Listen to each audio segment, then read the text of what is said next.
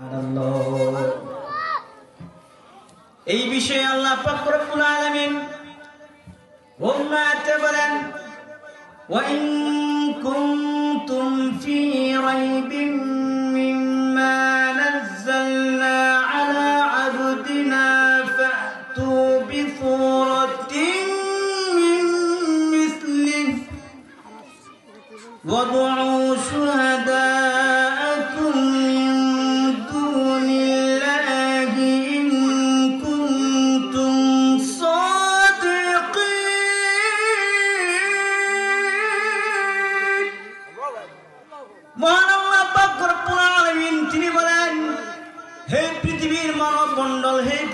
মানুষ আমি আল্লাহ পাক রব্বুল আলামিন কোরআন নাযিল করেছি। এই কোরআনের মধ্যে কোনো ভুল নেই, বলেন সুবহানাল্লাহ। যদি তোমরা পারো পৃথিবীর সমস্ত মানুষ একত্রিত হয়ে আমার এই কোরআনের মতো একটি কোরআন বানাইতে পারো, আমি আল্লাহ পাক রব্বুল আলামিন তোমাদের জন্য চ্যালেঞ্জ করলাম, তোমরা এই কোরআনের মতো ছোট্ট থেকে ছোট্ট সূরা এবং আয়াত থেকে ছোট্ট আয়াত তোমরা কোনদিন পারবে না, বলেন সুবহানাল্লাহ।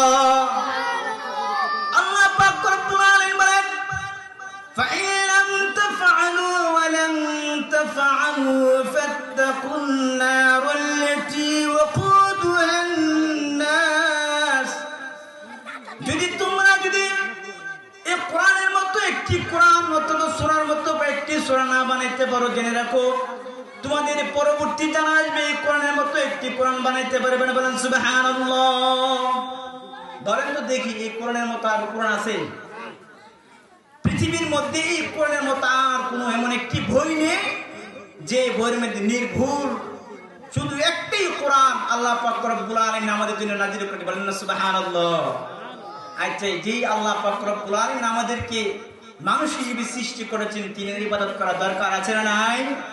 জোরে বলুন, দরকার আছে কি নাই? আল্লাহ পাক রব্বুল আলামিন বলেন ইয়া আইয়ুহান নাস উবুদু রাব্বাকুমুল্লাযী খালাকাকুম ওয়াল্লাযীনা মিন ক্বাবলিকুম লাআল্লাকুম তাত্তাকুন।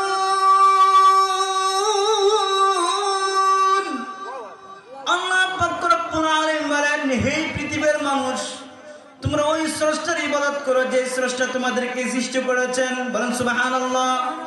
আমাদেরকে সৃষ্টি করেছেন কে? বলুন, আমাদেরকে সৃষ্টি করেছেন কে? আল্লাহ পাক রব্বুল আলামিন বলেন হে পৃথিবীর মানুষ, তোমরা ওই স্রষ্টার ইবাদত করো যে স্রষ্টা তোমাদেরকে সৃষ্টি করেছেন। আমাদেরকে সৃষ্টি করেছেন কে? শুধু তাই নয়, আল্লাহ পাক রব্বুল আলামিন বলেন শুধু তোমাদেরকে সৃষ্টি করে নাই, বরং তোমাদের বাবাকে সৃষ্টি করেছি, তোমার দাদাকে সৃষ্টি করেছি, তোমাদের পূর্বপুরুষ যা কিছু ছিল আমি আল্লাহ পাক রব্বুল আলামিন তোমাদেরকে সৃষ্টি করেছে, বলেন সুবহানাল্লাহ। এই জন্য আল্লাহ আমাদেরকে মানুষ হিসেবে সৃষ্টি করেছে, এটা আল্লাহ পাক রব্বুল আলামিন বিশেষ দয়া। এই জন্য যিনি আমাদেরকে দয়া করেন তিনার ইবাদত করা প্রয়োজন আছে কি নাই? জোরে বলুন, প্রয়োজন আছে কি নাই? এই জন্য আল্লাহ পাক রব্বুল আলামিন তিনি ইচ্ছা করলে আমাদেরকে হাইওয়ান, কুকুর, বিড়াল ইত্যাদি ইত্যাদি বানাইতে পারতেন কি পারতেন না? পারতেন। আল্লাহ পাক রব্বুল আলামিন সেই কোরআনের বিষয়ে বলেছেন এমন একটি কোরআন আমি দুনিয়ার মধ্যে নাযিল করেছি যে কোরআনের মধ্যে কোনো ভুল ভ্রান্তি নেই।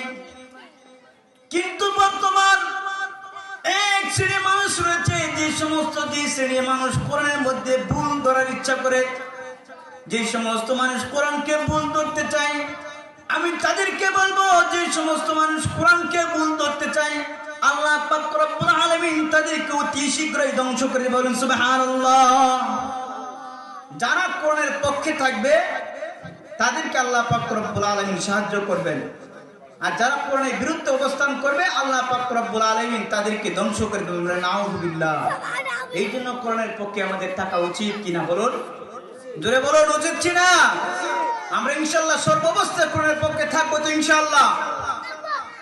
আল্লাহ পাক রব্বুল আলামিন বলেন আফদালুল ইবাদাতি তিলাওয়াতুল কোরআন। এই কোরআনের হরফ এই কোরআনের যে একটি হরফ পড়বে আমি আল্লাহ পাক রব্বুল আলামিন তাকে প্রতি হরফে এক একটি নেকি দেব, বলেন সুবহানাল্লাহ। শুধু একটি নেকি নয়, আমি আল্লাহ পাক রব্বুল আলামিন একটি পরিমাণ করে 10 পর্যন্ত নেকি দেব, বলেন সুবহানাল্লাহ। পৃথিবীর মধ্যে কোরআন ব্যতীত আপনি যদি বাংলা পড়েন সব হবে না, ইংরেজি যদি সারাদিন পড়েন সব হবে না, কিন্তু কোরআন কারীমের প্রতি হরফ পড়বেন সব দিবেন কে?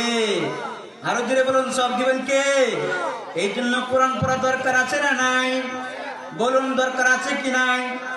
আল্লাহ পাক রব্বুল আলামিন বলেন, যে ব্যক্তি এই কোরআনের হেফাজত করবে, এই কোরআনের পক্ষে যারা থাকবে, আল্লাহ পাক রব্বুল আলামিন তাদের সম্মান বাড়িয়ে দেবেন, সুবহানাল্লাহ।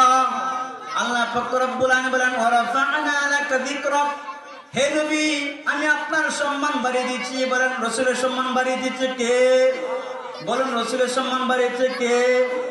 আল্লাহ পাক রব্বুল আলামিন রাসূলের সম্মান এত বাড়িয়ে দিয়েছেন, পৃথিবীর মধ্যে যত নবী এসেছে এবং ভবিষ্যতে যত মানুষ আসবে সমস্ত মানুষ তিনাকে চিনবে, বলেন সুবহানাল্লাহ। এই কোরআন কারীমের মর্যাদা এত বেশি, এই কোরআনের পক্ষে যারা থাকবে আল্লাহ পাক রব্বুল আলামিন তাদের মর্যাদা ফিরে দিবে। আমি একটু বলে শেষ করে দিব। আল্লাহ পাক রব্বুল আলামিন এই কোরআন হযরত নবী করিম সাল্লাল্লাহু আলাইহি সাল্লামের উপর নাযিল হয়েছে, এই জন্য তিনি নবীগণের শ্রেষ্ঠ নবী। বলেন, নবী কেন শ্রেষ্ঠ নবী? তিনের উপর কোরআন নাযিল হয়েছে, এই জন্য তিনি শ্রেষ্ঠ নবী, বলেন সুবহানাল্লাহ। এই কোরআন কারীম আল্লাহ পাক রব্বুল আলামিন আরশ আযমে রেখেছেন, এই জন্য আরশ সবচেয়ে বেশি দামি, বলেন সুবহানাল্লাহ। আল্লাহ পাক রব্বুল আলামিনের মাধ্যমে জিবরাইল আলাইহিস সালাম এই কোরআন দুনিয়ার মধ্যে অবতরণ করেছেন, এই জন্য ফেরেশতাগণের মধ্যে সবচেয়ে বেশি দামি ফেরেশতা হলো জিবরাইল আলাইহিস সালাম, বলেন সুবহানাল্লাহ। জিবরাইল কোরআন নিয়ে আসছে দুনিয়ার মধ্যে, এই জন্য জিবরাইলের দাম বেশি। রাসূলের উপর কোরআন নাযিল হয়েছে, এই জন্য রাসূলের দাম বেশি।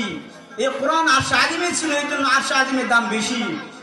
আল্লাহ পাক রব্বুল আলামিন এই কোরআনের দায়িত্ব বর্তমান মুহাম্মদ উম্মতকে দিয়েছে, এই জন্য মুহাম্মদ উম্মত অন্যান্য নবীর উম্মতের চেয়ে বেশি দামি, বলেন সুবহানাল্লাহ। এই কোরআন যেখানে রাখবেন সেখানে মর্যাদা বাড়িয়ে দিবেন কে?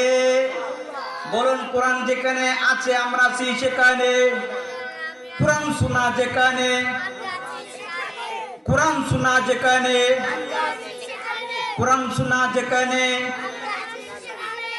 আল্লাহ পাক রব্বুল আলামিন বলেন, যে ব্যক্তি বাজনা কোরআনের পক্ষে থাকবে আমি আল্লাহ পাক রব্বুল আলামিন তাদের সম্মান বাড়িয়ে দেব।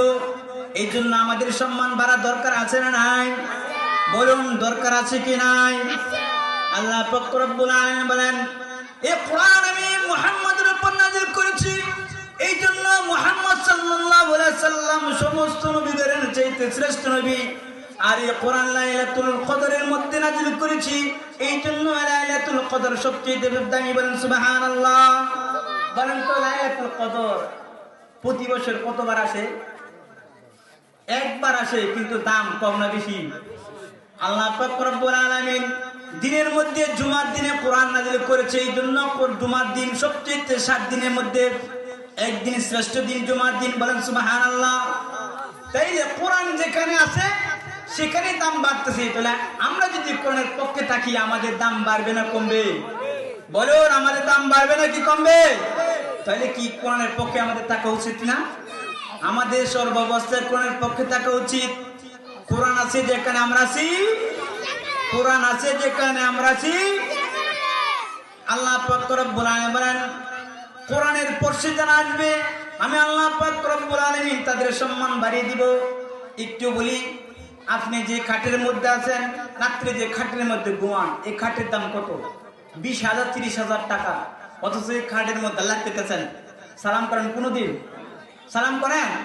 অথচ 200 টাকা একটা রেল যদি কেনা, এই রেলের মধ্যে কোরআন রাখা হয়েছে। রেল যদি মনের অজান্তে, নিজের অজান্তে যদি একবার রেলে পা লাগে, তো রেলকে সালাম করি না আমরা? কেন করি? কোরআনের মর্যাদাই করি।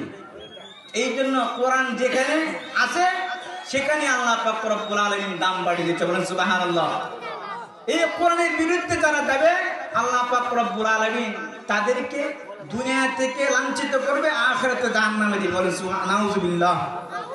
এই জন্য কোরআন হাদিসের পক্ষে আমাদের সর্বাবস্থা থাকা দরকার। সর্বাবস্থা থাকা দরকার আছে না নাই?